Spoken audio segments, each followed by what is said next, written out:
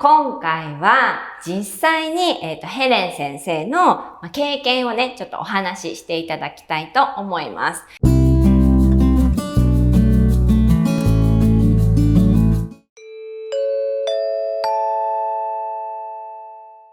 やっぱりね、ヘレン先生長い間日本で教えていらっしゃるので、どうしてここがうまくいかないんだろうとかね、日本人に教えるとどうしてここが通じないんだろうっていうことがね、あったと思います。で、私、ヘレン先生のスタジオに伺って、実際に生徒さんに、ボディチューニングを教えたことがあるんですね。で、そこから、生徒さんが変化されたっていうことがあったので、それについてヘレン先生にお話ししていただきたいと思います。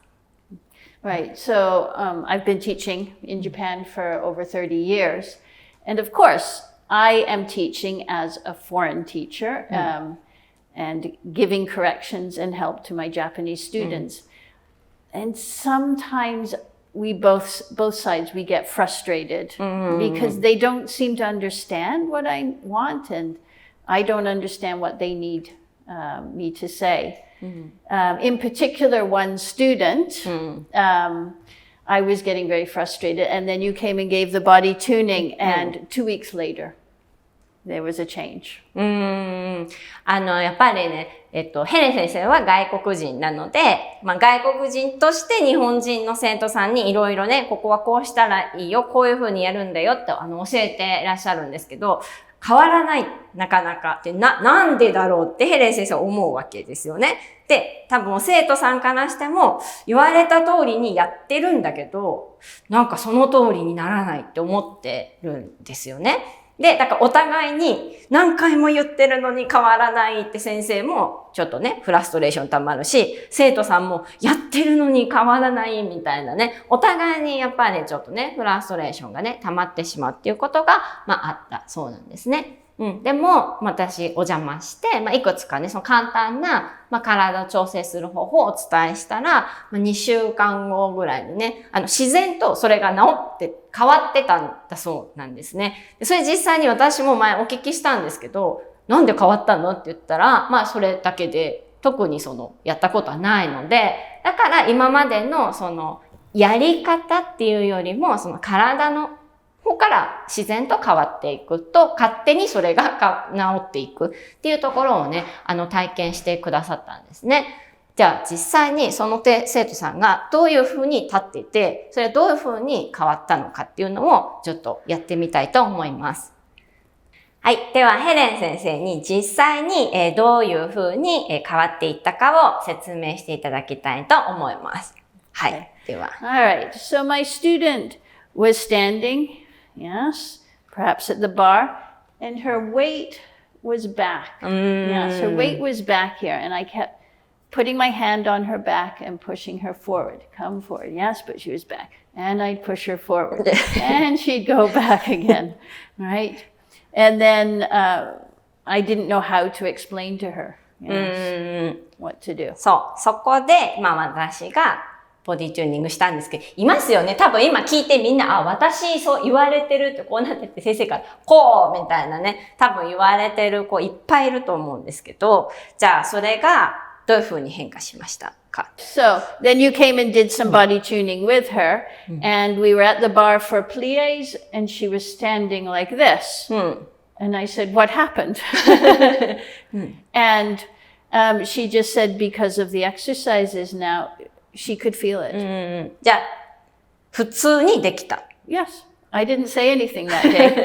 day. ですよね。なので、それを例えば言われたからやってできたとかじゃなくて、ある日普通にやったら普通にそういうふうに立ってたっていうことなんですね。で、これね、どうしてそういうことになるかっていうのをちょっと私が説明したいと思うんですけど、これがね、こういうふうになっちゃうっていうのは、骨盤がそもそもだから後傾してね、こういう風になっちゃうと、そのまま立ったらこうなっちゃうし、だいたい後傾するとここ開くんですけどね。これをみんなギュッて締めてるわけですよ。後傾したままね。で、お尻ギュッて締めて立つとそうなります。で、日本人の方ってね、骨盤の股関節、この足のね、はまりがやっぱりちょっと浅い子が多くって、そういう子が無理にやっぱターンアウトとかしたりすると、こうやって頑張るか、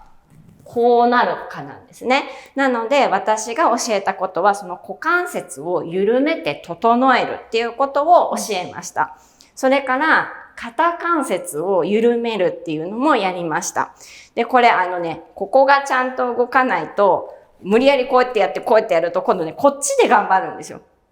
なので、ここをね、緩めるっていうことも教えました。なので、股関節を緩める。それから、肩関節ね、肩甲骨周りを緩めるっていうことを、でも教えたんですけど、毎週行けるわけではないので、ヘレン先生のスタジオ遠かったので、行ってだから教えて、その場でやって、多分ちょっとお家でもやってくれたのかもしれないですね。で、レッスンに行ったら、注意をしなくても勝手にね、変わっていたっていうことですね。やっぱりね、ボディチューニングって、変な癖をつけないっていう意味でも大切だと思います。一回ついた癖って後で取るのがすごい大変ですよね。私、自分が大変だったから、すごくよくわかります。で、ヘレン先生、その後、うちのスタジオに来てくださったんですね。で、バレエの子たちにちょっと教えてもらったんですけど、その時ね、プリエってバレエでこう膝を曲げる動きがあるんですけど、それにあまり癖がなかったっていうことで、ヘレン先生驚いてくださったんですけど、じゃあちょっとそのお話も聞いてみましょう。せっかくなので。Yeah, so the young children I was teaching, yes. And I had them at the bar and we were going to do demi-plie, and I'm ready to teach them what they need to do. But they were doing it already. I didn't need to teach them. They just did it naturally. So I didn't need to teach them to fix their bad habits. そうなんです。癖はね、一回ついちゃうと大変で、例えばプリエってフランス語で曲げるっていう意味なんですよ。ただ単に本当に曲げるっていう意味で、これ別にバレエじゃなくてもね、膝曲げるですけど、例えば日本人の方で骨盤が後傾してる人が膝曲げるとこうじゃないですか。で、西洋人の方で骨盤前傾してる人が膝曲げたらこうなんですよ。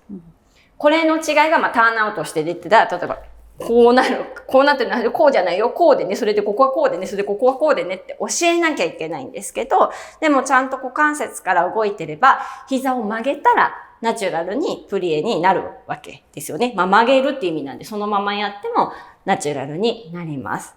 これぐらいやっぱりその体の中の感覚とかね、ボディチューニングっていうのが、すごく大切なんだなっていうことが、改めて私も実際にやっていただいてね、わかりました。